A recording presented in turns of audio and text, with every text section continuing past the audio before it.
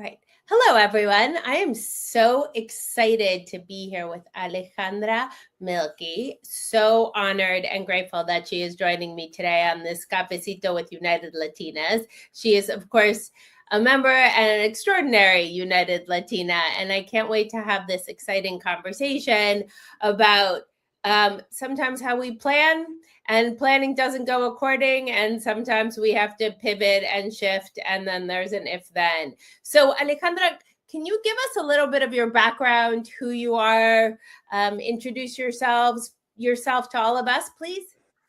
Sounds good. Perfect. Thank you, Karina. Thank you, United Latinas, for having me here today. I'm a proud member of the group. I love what Ileana and Sandra have created and what all of you have made possible. So it's a wonderful group. Thank you for having me today. So yes, I'm Alejandra Mielke, and I'm in Austin, Texas. I'm originally from Monterrey, Mexico, and I've been here in the U.S. for the last 25 years. I've been working in the field of professional development, leadership development for a very long time.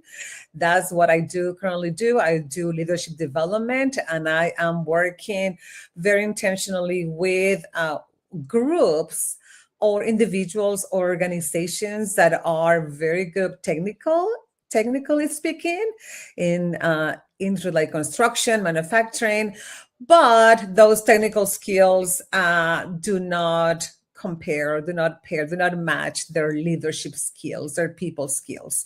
So the Latino component of the construction industry brought me into this industry.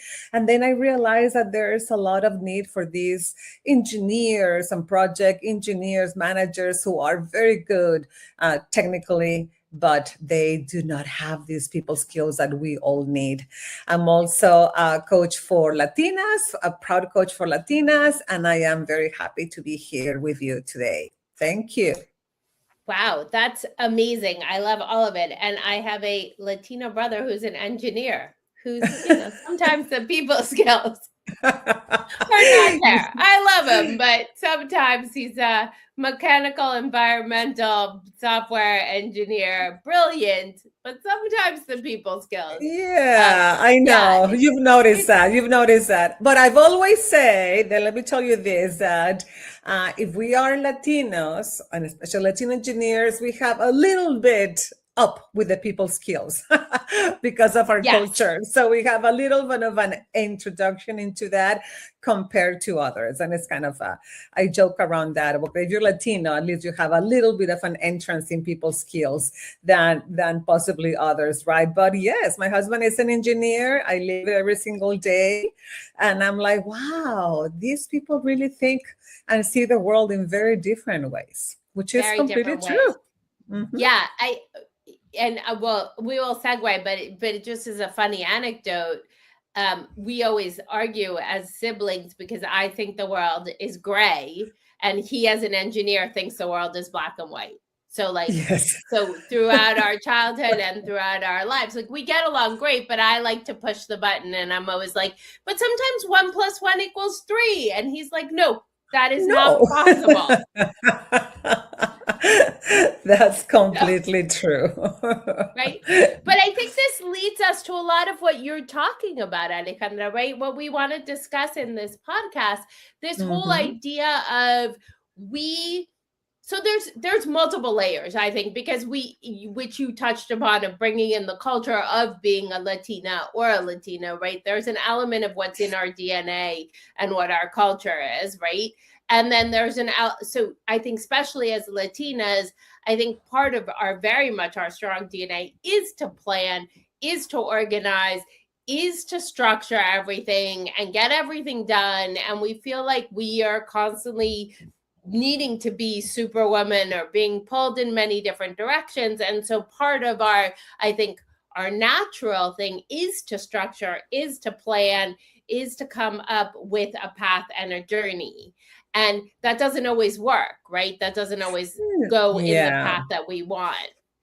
And I think it's important to remember that a lot of times we, especially as Latinas in corporate spaces or Latinas in the workspace, right? When we have worked hard to get where we are, and we have to really show others what we are capable of doing. So it's a constant, not, I don't want to say survival mode, but a constant of showing and doing and proving. So that was make that has made us very structured in some ways, right? We know that we need to plan. We know that we have to take care of things. We know that we have to be careful with our movements, our actions, our what we say, right? So a lot of it is because the context has made us being like that. We have to be doing, proving, setting goals, and that we achieve many times, right? So definitely there's a lot of that because of the environment,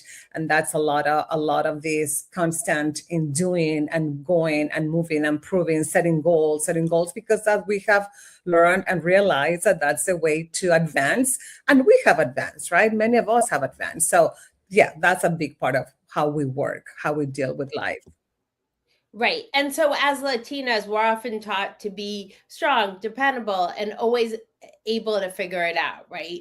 And what predictable moments quietly pull us off track, though? And what do those moments reveal about our conditioning, right? In your opinion, so back to what you were saying, so what are those that you think come together in terms of what our conditioning is or our thought process, and how they can at times pull us off our track? Yes, and I think this is very important. And I have noticed this a lot, this idea of planning, of setting goals, right? Of setting big aspirations, right? Like dream big, right? And I see it a lot, right? And especially in what I do, because of what I do in this leadership development arena, it's all about improving. It's all about being better at what we do. It's all about learning, right? So I see that a lot in terms of setting these goals, right? Especially when I work with engineers and they want answers, they want solutions. We want. So they set these goals, but a lot of times, and what I've seen also is with these overachiever women that I sometimes work with, is that sometimes there are certain things that we do not plan for carefully, or that when the dream and the goal and the intention hits reality, it's a very different conversation. It's a very different thing, right? Because one, we believe we really want to be better, we really want to improve, but when we really hit this reality of day-to-day life or the workplace, of corporate, of the actual project, that's when things sometimes do not go according, right? And it might be, sometimes it's internal, sometimes we have a weakness for something, right? Or sometimes external and it's a little bit out of our control, but there are always things that can get in the way of what we are trying to do. So whenever I work with people in terms of setting goals or talking about aspirations, what a lot of people have been doing these conversations in January, right? And sometimes even now, I always try to make sure that they understand that what is the real intention, right? It's not only to achieve the goal, but the intention might be to improve or to get better or to be more patient, right? What is that intention? To have it very clear, because sometimes we're going to get to that goal from a different perspective, from a different way. Because sometimes we might have those goals, but there are going to be other things that are going to get in the way, and we have to be prepared for that. As you know, I'm sure you know this, I think it was January 9 is a time when people break their New Year resolutions. Yeah. So it happens a lot, right? I think every time I ask in a group how many people have set up a goal and not achieve it, and almost all hands go up, right? Right. Because there are a lot of things that are going to get in the way. And I think that is what I really want people to be very aware of and plan for. Yeah, I look at it also that way, but I also look at it slightly differently. When I talk to people about their goals or their planning, I also say, look at the smaller ones. Like, what are the Mm. ones you can actually achieve and control and look at? Because I think also, especially like you were saying, in New Year's and January and maybe through the beginning of February, we plan these massively lofty goals, right? Like that we want to accomplish, right? Whether they're career, whether they're professional, whether they're personal, whether they're aspirational. And then I think there is also that element of guilt, maybe, or disappointment within ourselves when we don't get them done. Right. And so how do you balance that? Like, what are those recommendations, Alejandra, when it comes to like, oh, I don't feel good about myself, or I feel guilty, or I feel just because I set these lofty goals or these goals and it's already February 3rd and I haven't accomplished them. And I forgot half of them, right? Or I don't know where they are. I think that it's all about design, right? It's all about design instead of default, right? I think, and there's a lot of course, like everything else in life is a continuum, right? There is a little bit of design everywhere all the time, right? And there are people who go to the other extreme and design and plan for every single thing, right? So there's this continuum in human beings. But when we're more intentional and when we have that clear intention, and then we say, okay, I am going to really design for this, then I can design or I can project manage for this in ways that achieve the little ones, like you're talking about first, right? And then I want to add in my design and in my planning and I always tell, let's project manage our lives, right? In those moments, let's anticipate friction. And by that, I mean, where are going to be those moments that might take you out of your race, right? What are those moments? Might be people, might be situation, might be feelings, might be movies. What is it? Songs. What is it, right? What is going to be those instances where you might get out of the race? So that anticipating friction is a great element of that design and that setting goals and that planning. I think that's one of the first things. So always ask yourself, what is it that is going to take me away? When is this going to be more difficult? When in other years I have struggled with? At this point, we know a lot about ourselves because we've been doing this for a long time. We've been living in this body for a long time. Alejandra, we're honest with ourselves. Sometimes we don't want to be honest with ourselves. Exactly, right? So where does my resolve start to weaken? What are those moments where we can anticipate this friction? And I always tell people, write a sentence that the moment that breaks my plan is. So in that planning, right, is a great thing to create a vision board and to create goals and create 30, 60, 90-day goals. But also a very big and important part of that is like when anticipate this friction.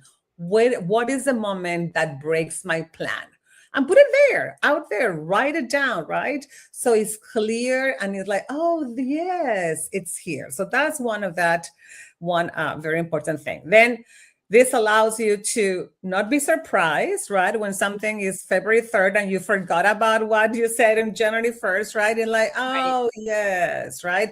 It's a way to be prepared, to have it there, to not be surprised by the lack of commitment or whatever has happened, right? Or if it's July, you go back to that, right? I always tell people to write 1 or 2 at the most, but if you want to write 3, that is a very good way. That's a very good way to think about this. Anticipate friction.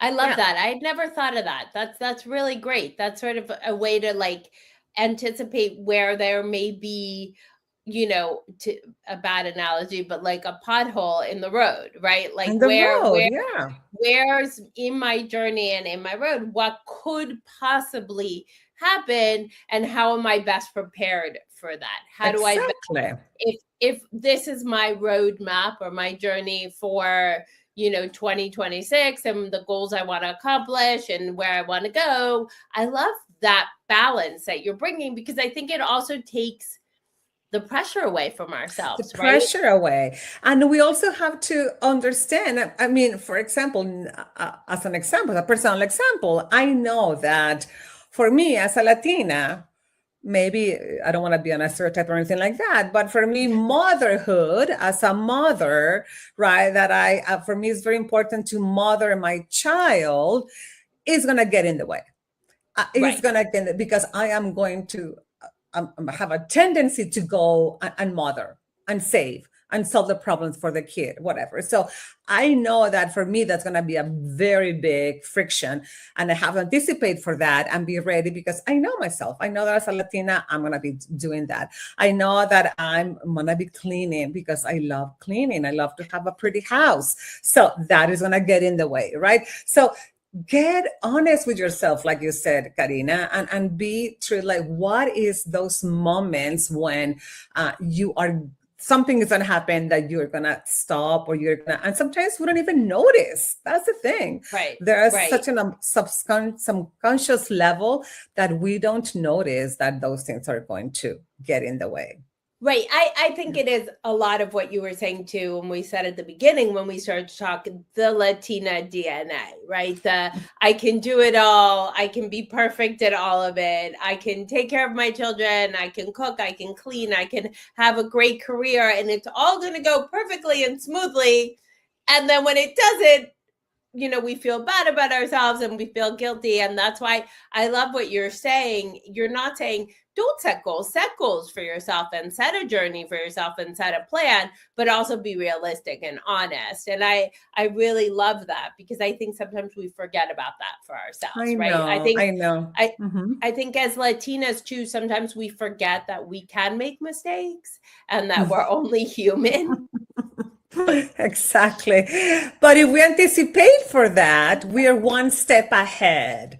We're one step ahead of what, okay, this is going to be the thing that might get in the way, that I might say yes more times than I want to say yes, that I might have to say no sometimes, right? That I might commit myself to extra activities, or at work or at home with the family, right? When I might have to say no, right? So those are the kind of things that require this reflection and understanding of what has happened in the past, that we can use that information in our benefit to really try to do it differently some other times, right? I think that's one of the things is great, because the next step, once you anticipate friction, now that you know where those moments are going to be getting in the way, now we are going to try to have a response for those moments. And that's when this idea of if-then plans comes in to the game. And all this information is from a movement that is trying to move positive psychology, right? Of having good thoughts and vision boards and all that, and ensure that it has a more realistic touch, a real way to really, that really reflects how life gets is done, right? Because sometimes we don't know. Sometimes kids think the vision board is beautiful, but sometimes we really are going to have this friction when those dreams hit reality, right? And we know reality is complex and complicated and messy, so we have to be prepared. So this idea of these if-then plans is something that I really like, because it takes what we learn about ourselves, of that friction that we are anticipating, and we create a plan for that. So then it's another phrase that we have to complete. If, begins with if, then you fill it out with those frictions that can happen, those moments of friction. If, right, then, and you have a response. And I'm going to give you, an example, right? If my day gets swallowed by urgent requests, then I will block 5 minutes at the end of the day or at the beginning, midday, to choose my top 2 priorities, for example.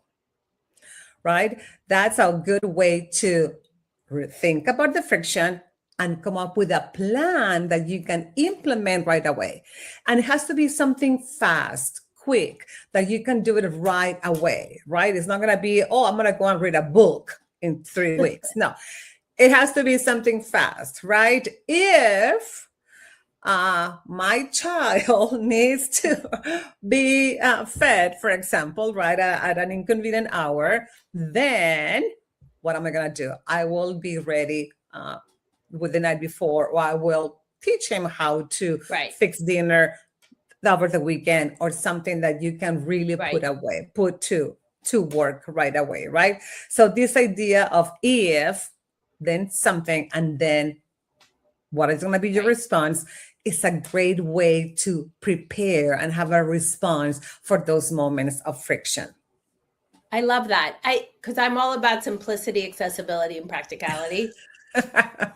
Yes. I really believe in all of that. I'm like, life gets complicated and things get thrown at us, but I love how you are making this simple, accessible, and practical, right? And I love that you are talking about come up with something that will make an immediate impact, right? Like, because I think it's also life, right? And we get overwhelmed and we say, oh no, I've got to feed my child. I've got to get this proposal out. I've got to respond to my supervisor, manager, boss, or I am the boss and I need my team to respond. And, it's all happening at the same time. And sometimes we can spin out, right? And just say, exactly. I can't do any of this.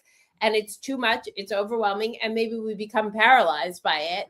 But that's why I love what you're saying is, take a step back, maybe take a breath and say, I'm going to anticipate this. Or maybe when you wake up in the morning, and this is just an example I'm throwing to you, you could agree or disagree, but it's almost like if you wake up in the morning and you're going to have a crazy, super busy day, like you can look at if then, like my day today, like the Ubers were all delayed. I couldn't get to the doctor's appointment and I had to, so I knew that things could go radically wrong. So I said, you know what, in my mental state, I'm going to take my laptop so that if I have to work in the Uber or if I have to work at the doctor's office before my appointment, because they're going to be running late, and then it literally, Alejandra, what should have taken an hour took like 4 hours of my day.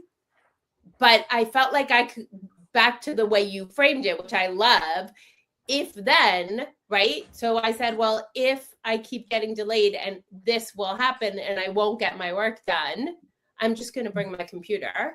And that's going to give me a sense of control and I can accomplish what I need to do today without over stressing or over exactly. And if we move that daily planning, like in the morning, like you said, to a more holistic and goal-oriented planning, right? Then you can say, depending on your goals, on your intention that you want to, right? Whatever that you want to become better or whatever you want to achieve, right, in this new year. And if you plan, for example, I have someone who said a manager who wants to be less afraid of having difficult conversations and providing feedback, right? And that was kind of the intention. And he created some plans, careful, right? Anticipated the friction about it, like, I'm afraid I'm going to get nervous, right? I'm going to be, when I see the person, it's going to be difficult to really say out the words that maybe nobody wants to hear. So he was anticipating that friction of his nervousness, right? And then he came up, if a conversation becomes tense, can happen, right? Then I will slow my pace and ask one clarifying question. And again, these need to be written down and put somewhere where we can see them all the time. Because then that plan was related to his overall goal of being a better manager, providing better feedback, having good conversations. So then now he knows what the tense of situation is that thing that can make him struggle, in this case, this person, and he has a plan for that. So it is about being very clear about what we want, right? Identifying that moment that breaks your plan, and then name that trigger clearly, the nervousness, the tense situation of a difficult conversation, for example, and then choose a small, doable response and create those 2, 3 if then plans and put them in a place that are visible, that you can see all the time. I love that. This is amazing. I think this is such great practical advice. I think it's great practical life advice. I think more of us need this life advice, because I think it plays into every, like, I love in terms of the career journey and what you were saying of this person wanting to be a better manager, and that's amazing. But I think we can apply your framework to everything, right? To everything. And I love that, because again, it's simple, it's practical, it's accessible. It takes a few moments. It is a little bit of discipline, right? You have to have a little bit of discipline to write it down and to take a moment to think about the friction that could happen. But it also, I love the way you related to, but it could improve your leadership skills, or it could improve your management skills, or it could improve your overall career, right? Because if you keep going step by step, the better he becomes at giving feedback, the better he becomes at a manager, the more likely it is he gets promoted, the more likely it is that the career goes much further, right? It's a ripple effect. And I think also helps us be nicer to ourselves. It helps us have more compassion to ourselves, understand us better, to really say, like, hey, it might not be that I cannot achieve my goals, or that I do not work well under pressure. But on the other hand, it reframes, it flips the script in a way that makes it action-oriented, in a way that makes us have more power over our actions and over what we do. And I think it's a very different way to see life, in a way that, well, let's see what happens, let's see this, but in a way like, hey, when these moments get in the way, I know what to do. I think it's very affirming, and it's a way to really give us power. And I think that anything that we can get, that we can give ourselves, it's a gift to ourselves, to have that clarity of mind, can be very powerful. And also, you can have accountability partners, right? People that you can share this with. And they're like, hey, I mean, good friends, good colleagues, right? Who know and understand you. Like, yeah, of course, that's going to be difficult for you. Yeah, I'll be here, right? It's like, I'll be here to notice and remind you of your if then plan.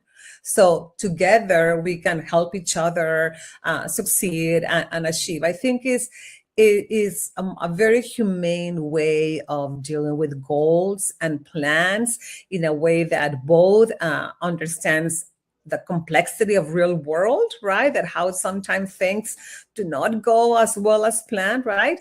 And also give us a way to really have more power over actions, because we are prepared. We are not just reacting, but we are very proactively getting ready for what can get in the way. Yeah, I think that's amazing. I think this is really, really valuable, great advice and perspective. I love the accountability of a friend or a colleague or a partner or whomever you choose and trust, and can help hold the space for you as well. I think I really, especially, I go back to Latinas and us feeling this sense of having to be perfect and having to be accomplished, and that guilt and that kind of constant go. And if I stop, then what's going to happen? And I think you're actually saying you need to stop. You need to take a moment. You need to take that pressure off of yourself, that stress off of yourself. You're going to feel better. It's going to give you more confidence. It's going to give you that path. And that's okay, right? It's okay to take a moment and say, if then, because like you said, then there's a ripple effect. But I do love the accountability of someone saying, I'll hold that space, I'll support you, and we can do this together, because I think life does get very stressful and overwhelming and difficult, and family and career and all of that. And it's nice to know, okay, I wrote this down, I have it somewhere, here's my tool, right? I have it here, but I also have an accountability buddy that if I'm not feeling like, oh no, I wrote the if then, but I still got derailed, you have someone to go to. I think it's a show, a demonstration of true love to yourself, right? When you are both at the same time setting these big aspirational goals, right? The ones that have taken us to where we are, because I think all of us, a lot of us here, Latinas, have gotten to where we are because of our big dreams, right? Our big goals. Yes. So it's a way to take these goals and work around them with love and compassion and with understanding. It's like, if things get difficult, or if this point that is always there for me, right? I know what I'm going to do because I plan for it, right? I think that is a very humane way, like I said, to deal with that. And I think also another thing that I was thinking about that I think is related to this beginning of year and goals and dreams and being good to ourselves is this idea of radical acceptance. I think that we're always in this mode of doing and changing and improving and bettering ourselves, right? And sometimes we also have to accept who we are, and that we are perfect the way that we are, and that we have everything that we have, that in order to be valuable human beings, right? And I think that acceptance is when we anticipate that friction that can get in the way and accept it, not as a bad thing, but as something but what makes us human, and just have a response for that. And I think that's a great way to accept us completely and truly, and recognize how powerful, valuable, and resilient we are, right? Oh my gosh, I love that. And on that beautiful note, even though, as I said before we got on air, I could talk to you for hours and we could go on and on. Yes. Unfortunately, we have to bring this to an end. But I think, again, as I said, I think the advice and the practical tool here that you're offering our United Latina members and participants and listeners is just so amazing, Alejandra. So thank you so much for sharing this incredible insight and tool with all of us today. I know I learned something today, so thank you. I always love having these cafecitos where I learn something and walk away with something that I can put into action today, now, which is really exciting. So thank you. And for those of you listening to us, please join us at United Latinas. You get to be in the same room with people like Alejandra and learn from her, which is so exciting. And we have all these extraordinary, amazing United Latinas. So please become a member and join us in this journey, overall journey with us. And Alejandra, thank you so much. I really, really appreciate your time, your energy, and your insights today. And I look forward to talking to you again.